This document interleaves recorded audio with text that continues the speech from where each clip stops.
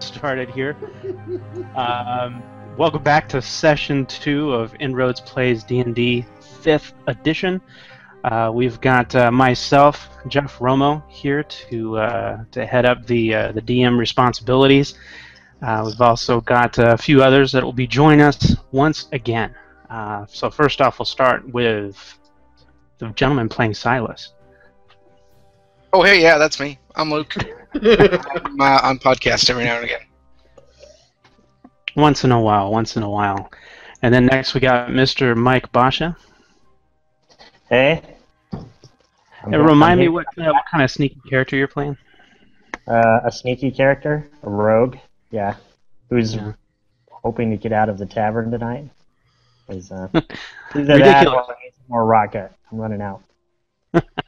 Random encounter dictates that you will be remaining in the tavern the rest of the evening. Oh, So sorry.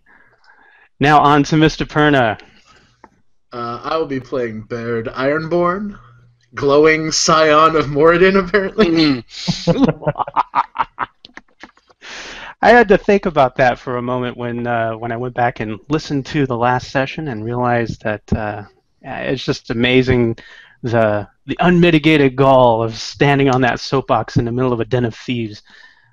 Amazingly I'd like to point you to my character sheet where it says that I don't know how to talk to people and I judge others harshly. That's on my character sheet. I love it. When last we left our brave and intrepid explorers, they were still in the inn. And that inn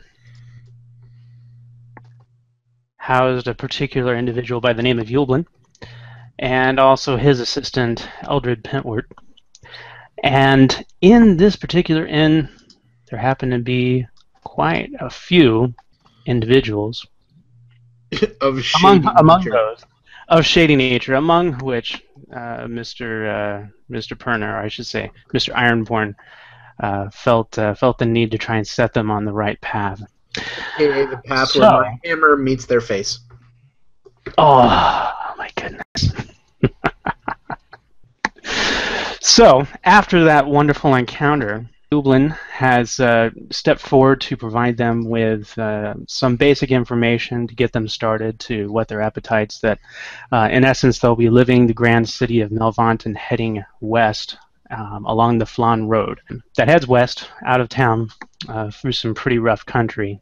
And that's about the extent of the information that you've received. That being said, once inside the tavern, you guys were able to acquaint yourselves with some of the local denizens. Kendrick Hillenspanner, the party's rogue, was adept at getting people acclimated to who's there and what's going on, kind of a point of contact because he's been in this place before. But then over in the corner, some shady dealings were going on. Well, shady dealings going on across the whole tavern. But in this particular case, it was something that piqued the interest of our party's cleric. And with the assistance of our neighborhood wizard, Silas Silvensmith, he was able to pull off an astounding, how should we say, sermon on the tabletop. That was actually quite eloquent and was a method by which to try and determine or let these people know, hey, guess what? You're on the wrong path, and I know what you're doing. And we basically used magic, fear, and intimidation to stop a couple guys playing dice in the corner. Exactamundo. And, well, now that that's been done, you ended up running across an individual by the name of Rudolus and his merry band of men, who were actually sitting at a table at the bottom part of the map, on some of those lower bench tables. And through some convenient wordplay, discussion, diplomacy, if you will, things were set aright. But after everything had settled down, Eldred had let you know that this particular individual, Rudolus, has been kind of a new guy in town, along with his crew. looking to try and set a name for themselves or create a name for themselves in town. But Melvont's a large city, and this is just but one of many dens of thieves that are out there. So I'm sure Riddleless isn't the only one who's trying to make a name for himself here. So, reasonable recap. Anything that I have missed? No, sounds good to me. That's all they were doing? They were just playing dice? Come on. Well, that's all we saw anyway. Well, at the very end, if you'll remember, they also revealed that there was a sack of goodies that they had managed to abscond with. Oh, that's right. I'd forgotten about that. That's right. Another thing I guilted them into returning. Exactly. I wouldn't know because my rolls were so low. I was You were sitting in the corner going, we're in a bar? We're in a bar? Wait a second. This doesn't make any sense.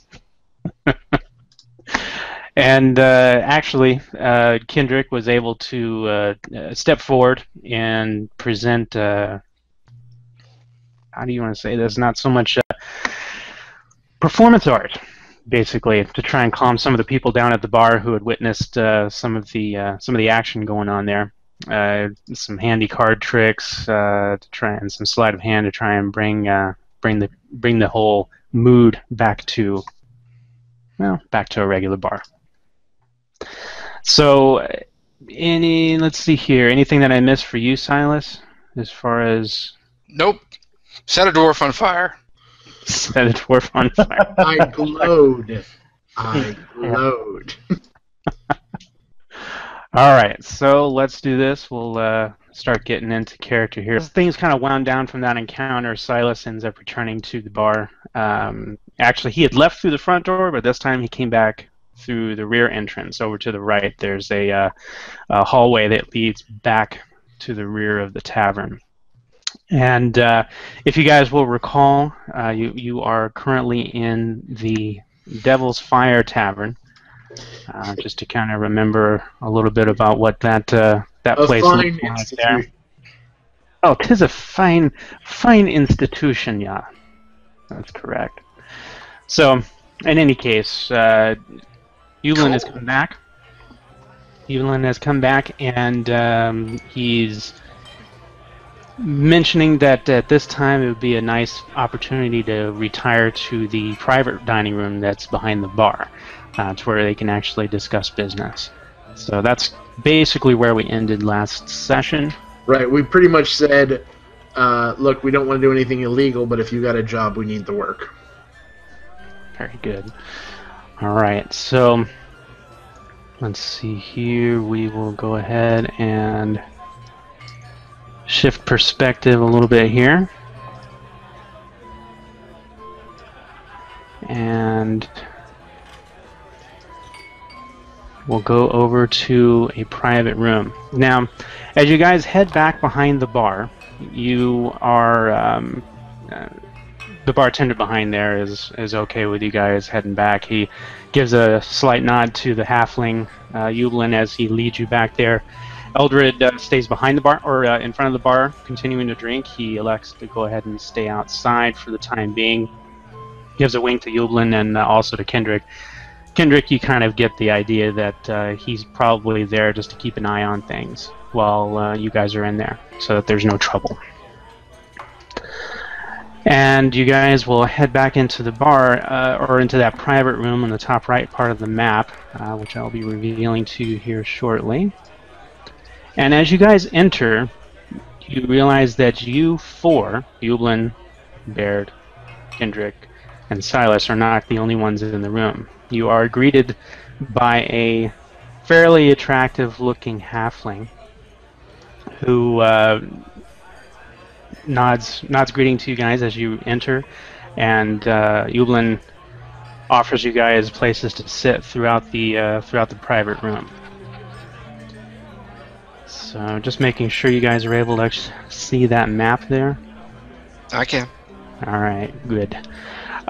So, Evelyn brings you guys in, and as you guys get into the bar, he is quick to give another nod to Eldred and then actually close the door behind him to kind of bring in a little bit of a sense of quiet at this point. And Lady Shandar stands from where she's sitting, not exactly tall because she is obviously a halfling, but amongst this group of dwarves and halflings now, it seems like everybody's of equal height.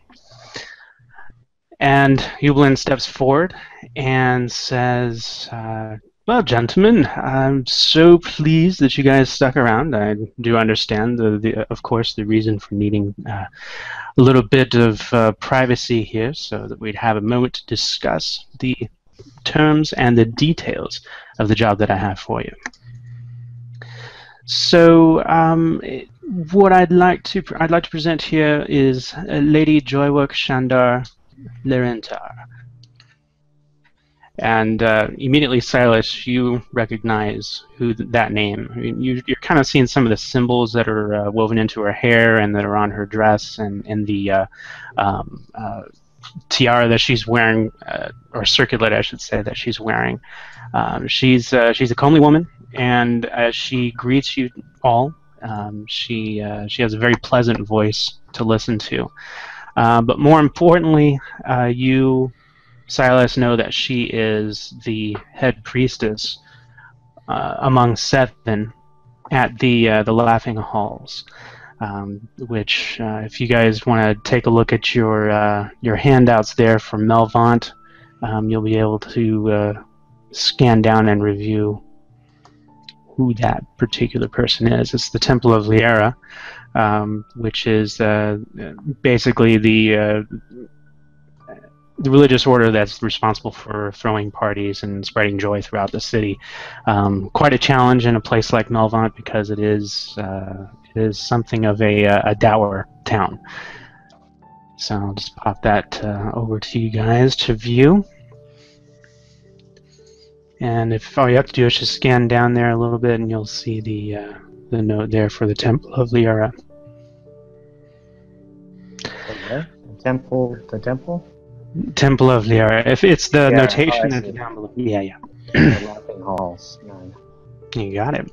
And where are we? You guys are in the Devil's Fire Tavern. Oh, I don't see it. Oh, That's probably towards the. Is it at the bottom there? It might not be in there actually. It's probably under a separate header. Oh, that's Actually, okay. where's this one? There you go. So you can scan down and read a little bit about the Devil's Fire Tavern. Yeah, I remember So, this. I was there just you looking go. for it on the map. Gotcha. I'm good. Good to go. All right. So Lady Shandar greets all of you warmly and begs everybody to sit down. No need to stand on my account. Please, everybody sit.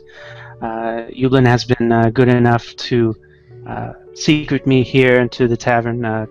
It's not something that I would like to be here without some form of festivity or some form of celebration. Usually if I end up appearing in a tavern, it usually means that I will be followed quickly by some of my acolytes and, well, I guess the best description would be party planners. But in any case, this is a private affair, and something that Yublin is quite adept at describing.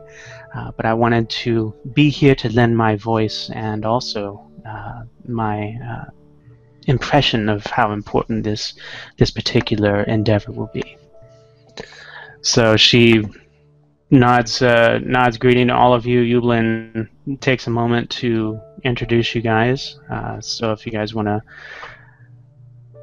talk or say anything, Silas, this is probably one place where you've been interested in going in, simply because it is populated by primarily halflings, but also because of their love of celebration and also of some of the natural horticulture that they have throughout the grounds that is there.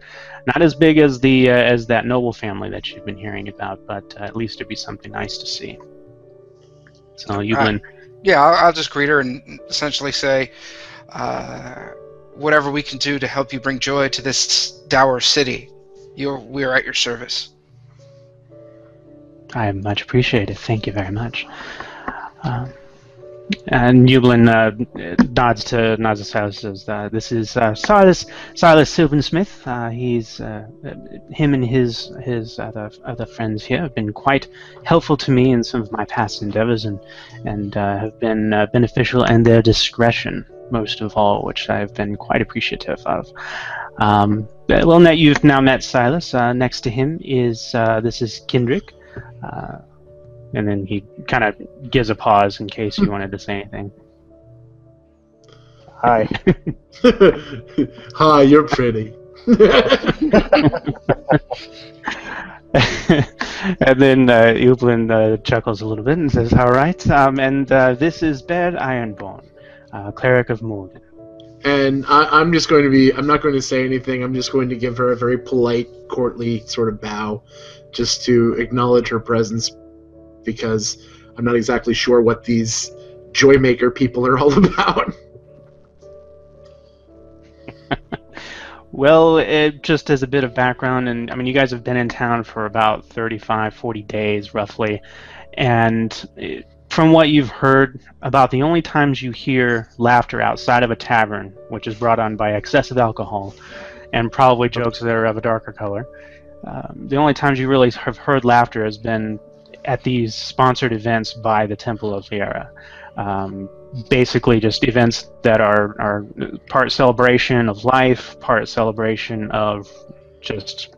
It's not quite Bacchus and its affairs, but it does get pretty crazy sometimes.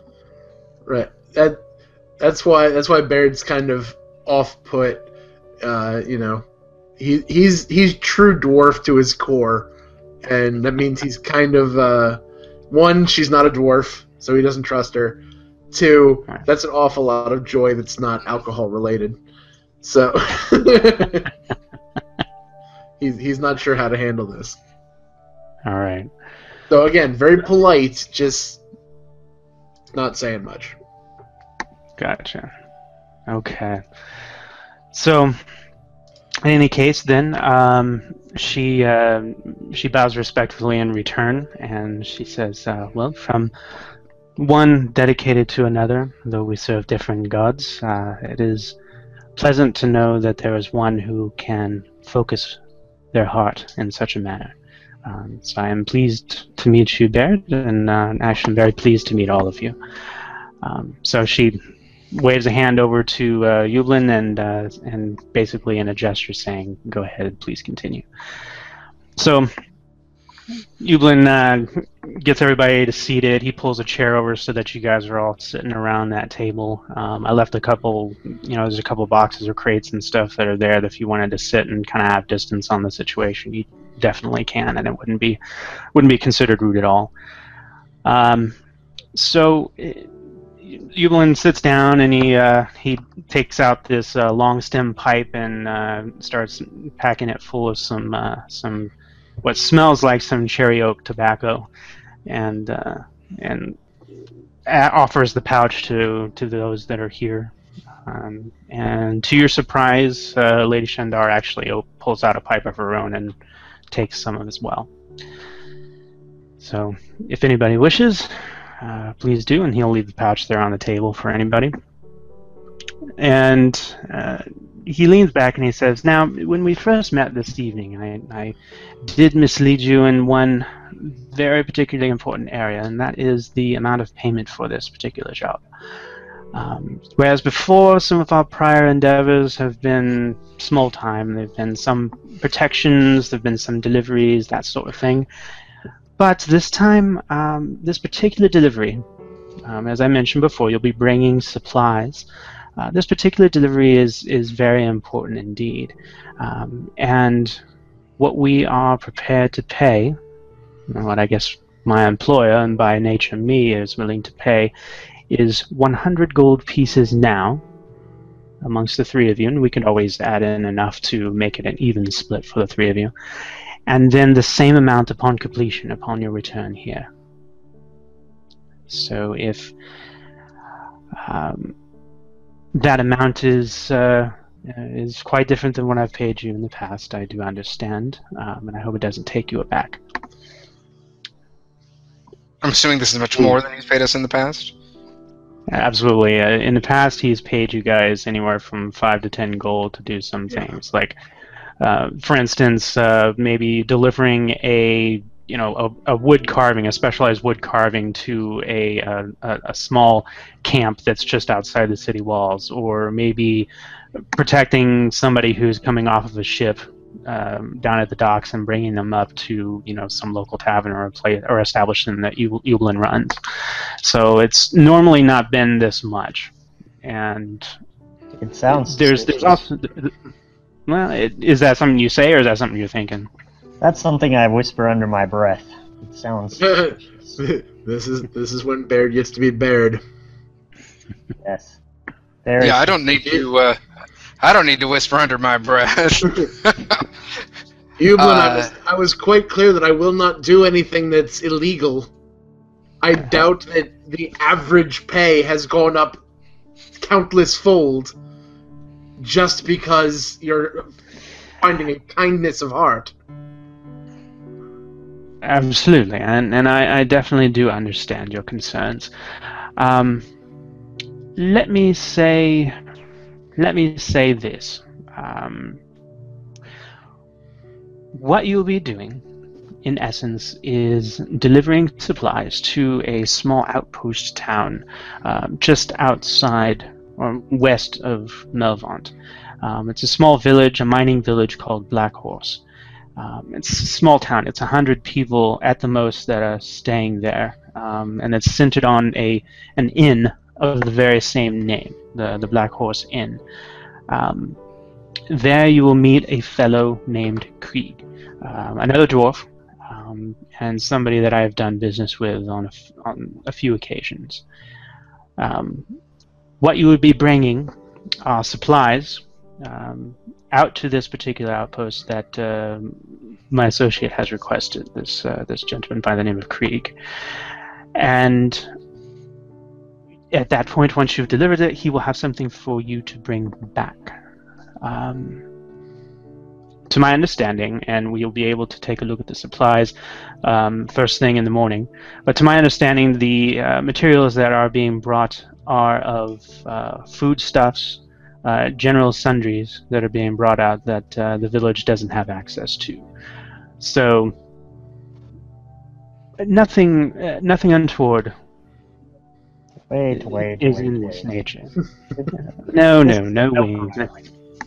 Not at all. And at that point, Eubelin is actually, you almost see him kind of break character because you're so used to him presenting himself in a certain manner as kind of that dashing, devil-may-care attitude that he's willing to say, "Oh yeah, wink, wink." It won't be something totally underhanded and shady for you, but and then gives a jab to Kendrick. But Kendrick can take care of that part. The rest of you two can handle the other half of the job. So there's been that kind of camaraderie amongst you, but you're starting to kind of see underneath that it might be somewhat of a facade that he's been presenting you guys over this period of time. Yes, that's what concerns me. Actually, I'll say this out loud when I say, a little bit of sneakery and a tiny bit of criminal activity doesn't bother me. But if the price is so high for a milk run, there's something much different about this than it should be. It's very true.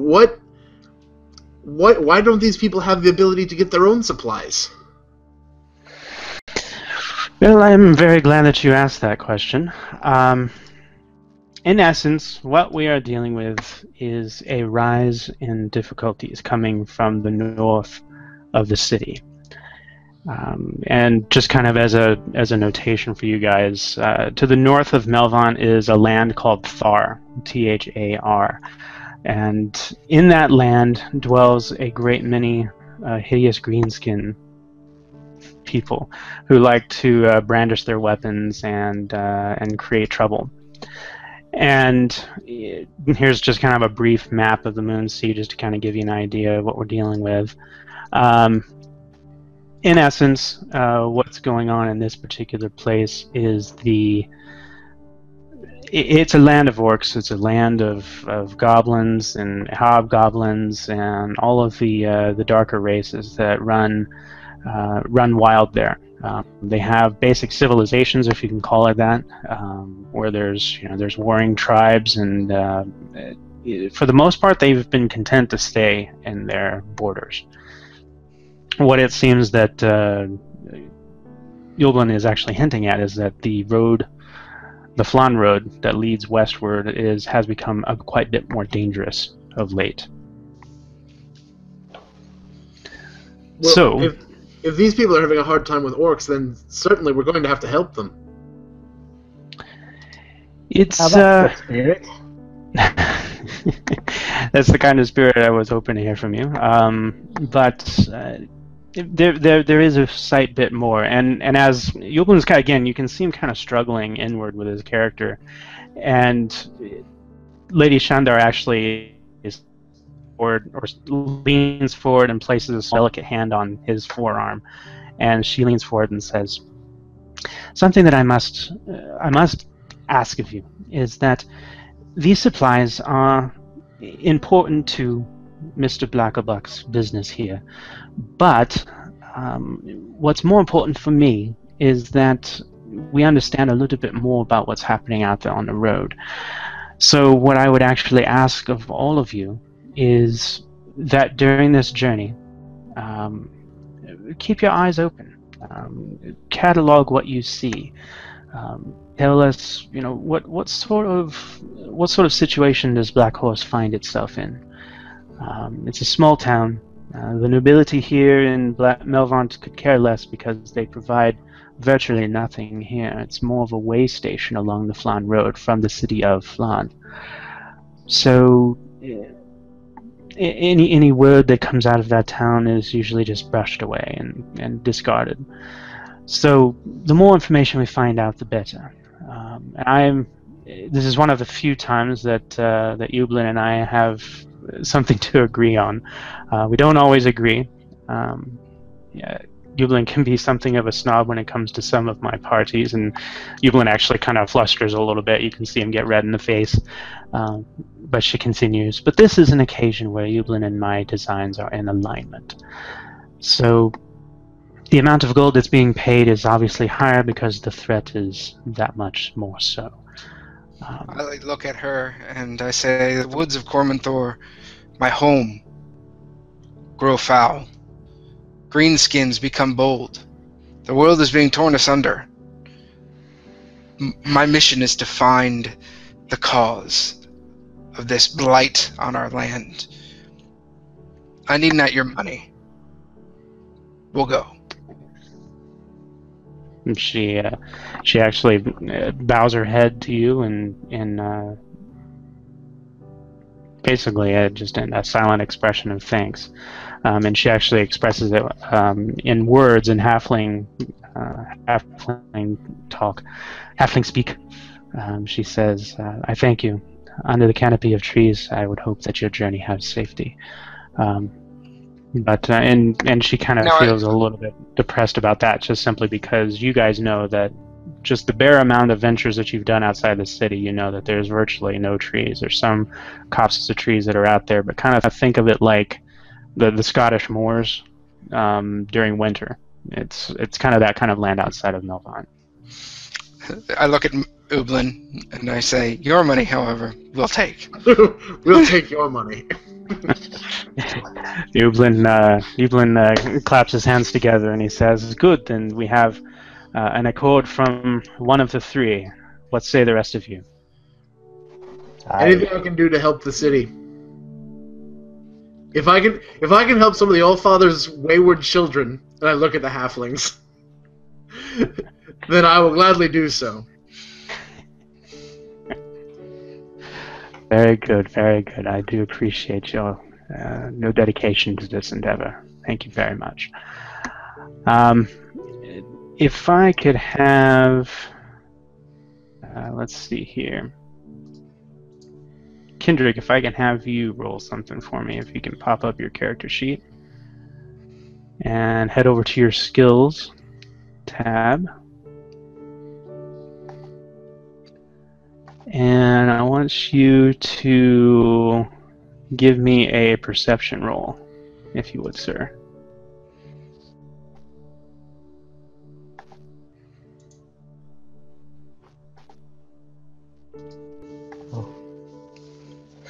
How are we taking this again? Or the lowest? No, the first one.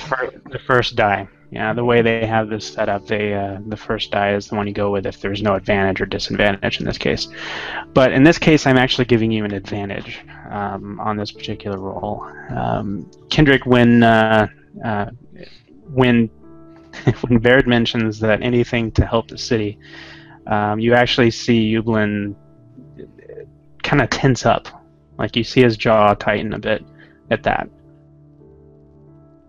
But if not for the regular subtleties of this halfling and the kind of business that he leads, normal people just wouldn't notice it. But Kendrick, you've been in this business long enough to kind of pick up on some of those emotional cues, especially in somebody at the Black Buck.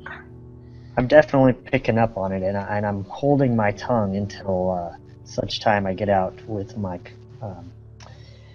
travel mates here, and I want to ask the question: what does a priest and a barkeep have to do with a little tiny town on the road? What is their interest in this? What do they care? It's not just a ministry thing. There's something else going on here. I can't quite put my hairy little finger on it. It is a mine. It's a mining town. It's a mining town. Ah. Yeah. So, do you guys want to? You guys are going to discuss this after the meeting is done? Well, we basically can only work off what he tells us anyway. So. Okay. All right. So I'll close out the get together here real quick. So in essence, what we'll do is we'll meet at my shop tomorrow morning, and then I will walk with you, gentlemen, to the west gate, where we'll pick up the supplies that will be transported westward. So again, you'll be heading out to Black Horse, and specifically to the Black Horse Inn within that small town, and or village, I should say. Town would be quite an exaggeration. But besides that, you'll be meeting with a dwarf by the name of Krieg Ironhand, and he will be the one to receive your supplies.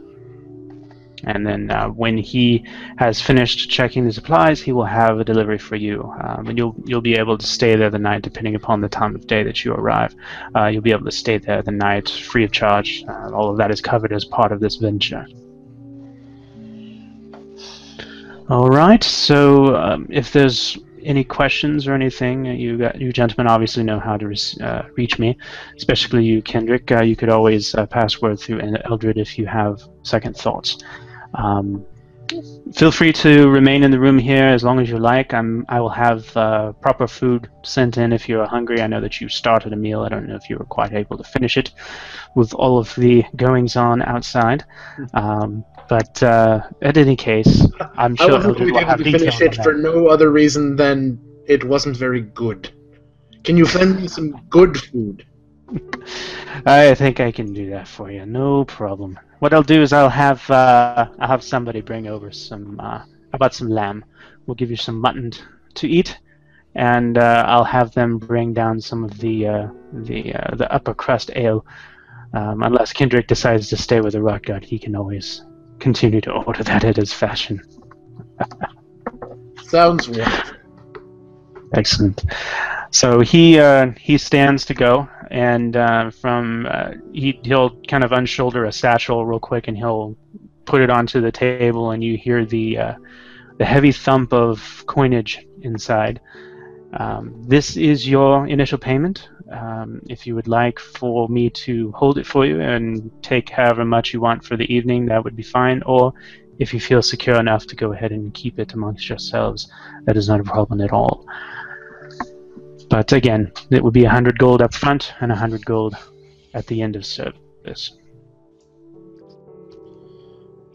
I would certainly be fine taking my share. I don't know about the rest of you gentlemen. I'll hold my money. And Kendrick, I think I know what your vote will be already. So he slides the satchel over to you guys. He'll pull the flap open, and you'll notice that there's actually 3 pouches inside inside that satchel. Kind of think of it like someone planned ahead. Always thinking, my friend. Always thinking. That's what I do. Very good then. Tomorrow morning, if don't drink too much, I'd like to see you gentlemen at least an hour after dawn. So roughly 6 a.m.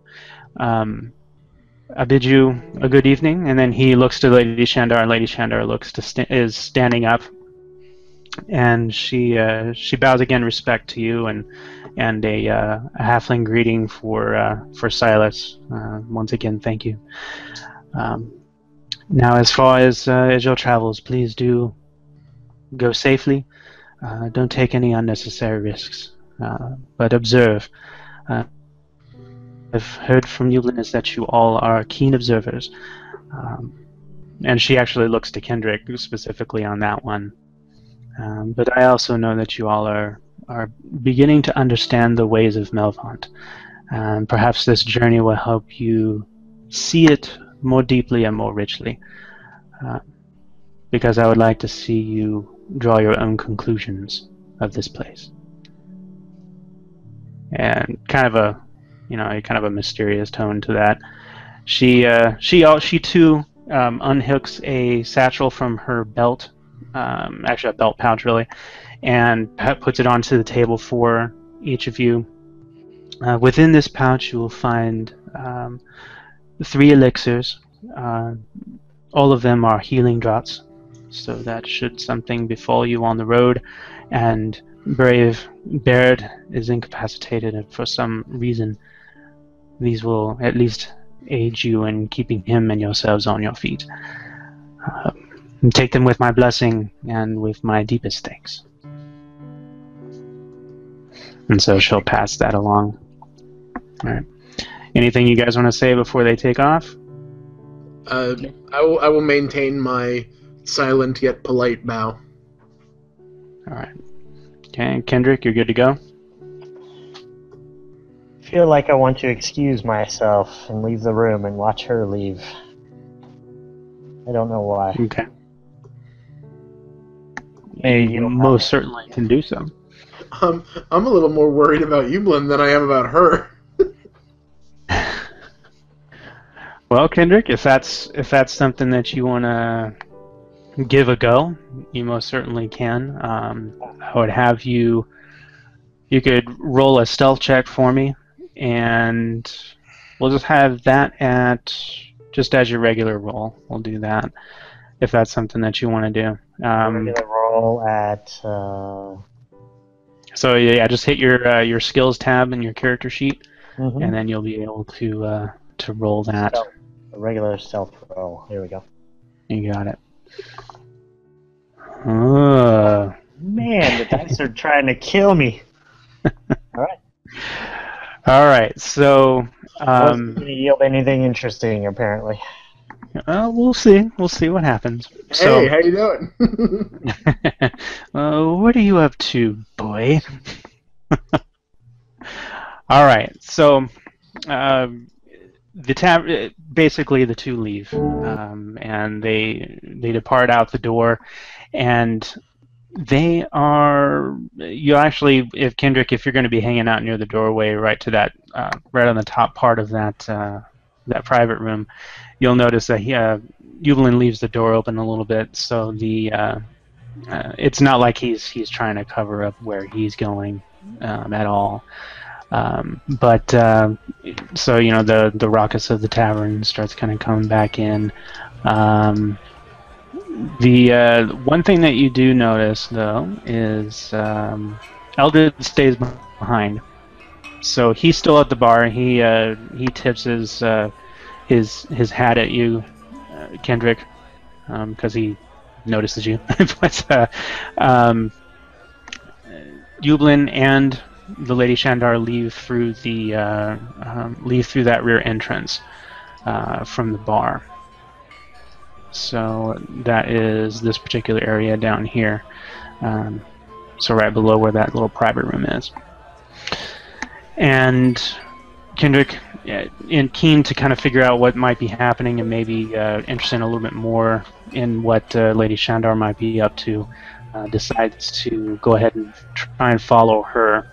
I would assume through the same exit, unless you want to try and go out through the front. How would you like to proceed with that one? The same exits. Okay. All right. So what winds up happening is you head out through that back door, and eventually you arrive at the exit, and you'll notice that out in a pool of lantern light just outside the building, you see Yublin and Lady Shandar sharing a word. Yublin heads to the north, and Lady Shandar heads to the south. And as soon as they part company, Lady Shandar is actually joined by two other halflings. These both look like they may be acolytes, or because they're kind of dressed in some, some brightly colored robes, signature colors of the goddess Liera, bright reds and bright oranges, really festive. And as they join up together, they share a quick word in silence, and you see both the acolytes turn and they see you, where you're kind of trying to scope them out from the corner of the building.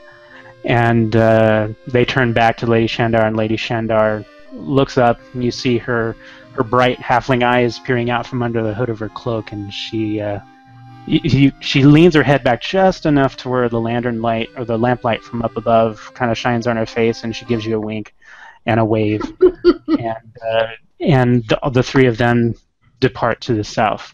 And after a time, you see them kind of disappear around a corner. I just imagine it being like, nice try. So up to you, Mr. Basha, if you want to continue following them, or if you want to... No, I've been had. I've been made. You've been made. All right. So let's see here then. I would assume that you come back to the private room? Yes. Yeah, I'll come back to the private room. All right. So let's see here. We'll go ahead and remove these two guys, so you guys are back in the private room on your own. And basically, so you close the door behind you, I would assume. You guys are on your own, so now you guys can have your discussion of what you think of the plan so far, and if you want to make any preparations before you go. Well, sharpen your swords, boys. Neither of us have swords. What am I doing with you guys? I just thunk the warhammer on the table. I'm good.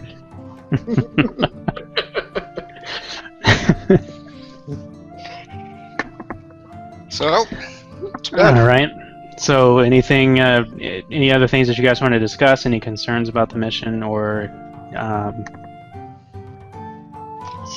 Actually, when you guys are sitting around the table, you also notice that in the pouch with the gold is a small scroll case. And if you guys decide to open that up, I'll ask, do you guys decide to open that up? Oh, I would definitely want to open that up. Here, why not? Yeah, Better open it here in safety than in a moment of need. Yeah, exactly. Yeah. Nothing says good times like an orc coming and you pop open a scroll to find some horrible awful inside it. Exactly. It actually turns out to be a map of the Moon Sea. It's similar to this one, but obviously a little bit more detailed and focused on the that area between Melvant and Flan. The actual location of Black Horse is probably about a day and a half, maybe 2 days ride, depending upon the weather. If the weather is particularly harsh, it'd definitely be a two-day ride. Now, from what you understand, how far? Go ahead. How far is that from Flan? Is it halfway? Is it?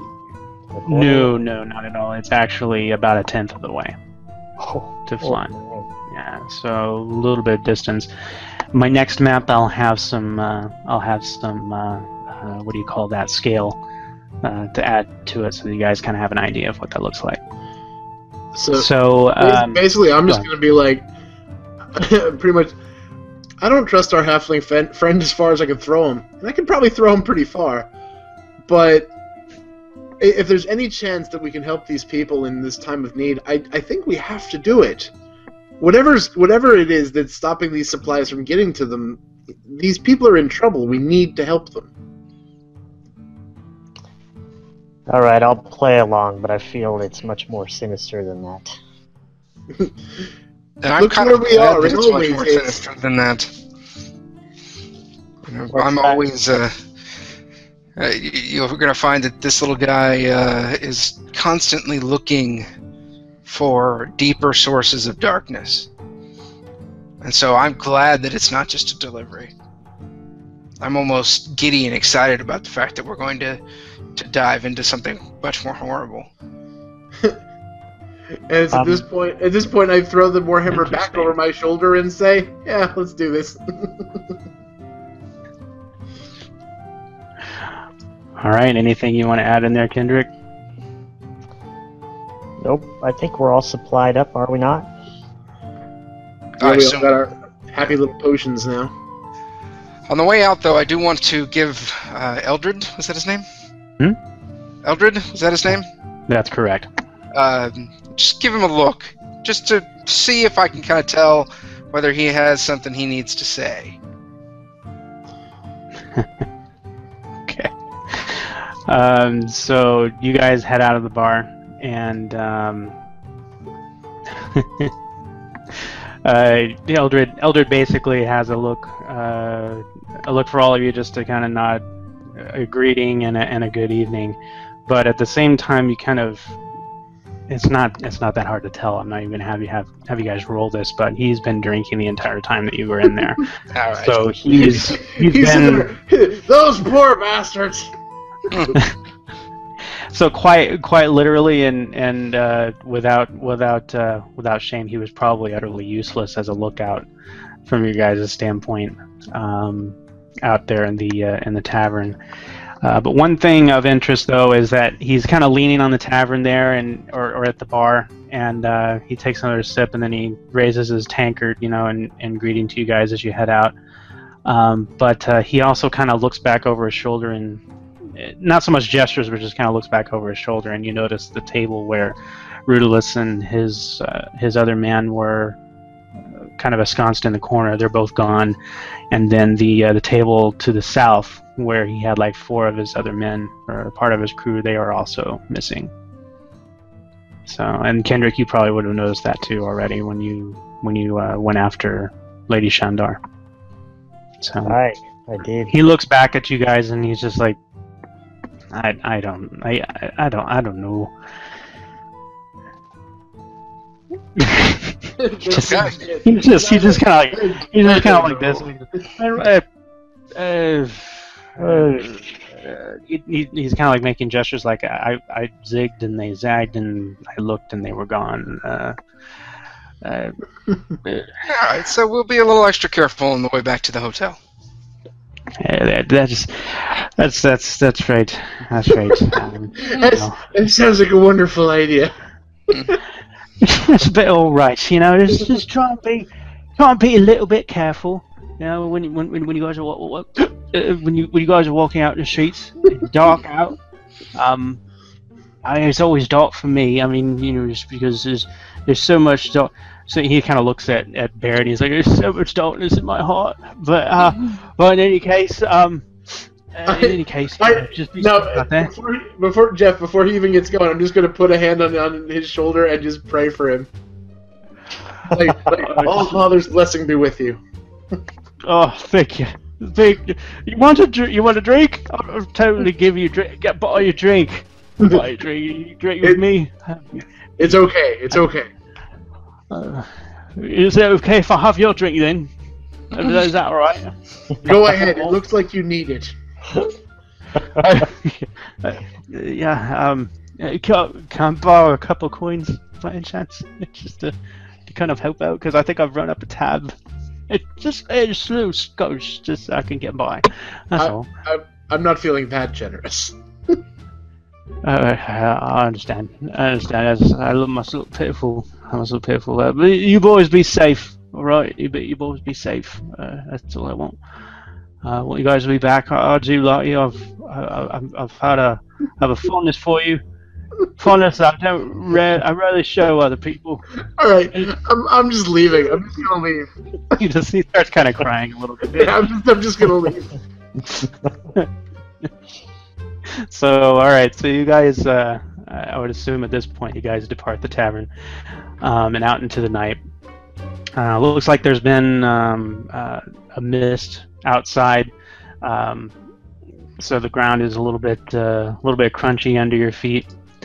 But all in all, the evening has gone well. You guys are able to return to a small inn that you guys have called home for the past several weeks, and are able to get to your beds and relax a bit.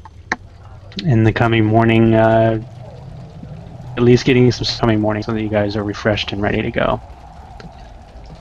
So, any other preparation that you guys want to do, or we're going to go ahead and we'll fast forward to the next? I'm good. All right, good. Repeat that whole random thing right there, the unicorn part. Wild magic. If you screw up a roll and you roll a 1, you have a critical fail. You have to roll your dice again, and it has a host of horrible / ridiculous things that will happen to you. One of them is that a unicorn appears for 60 seconds and then disappears. I was gonna say that's my favorite one, but then I got, if you roll a 41 or 42, you turn into a potted plant until the start of your next turn. While a plant, wait, it gets better. It gets better. While a plant, you are incapacitated and have vulnerability to all damage. If you drop to 0 hit points, your pot breaks.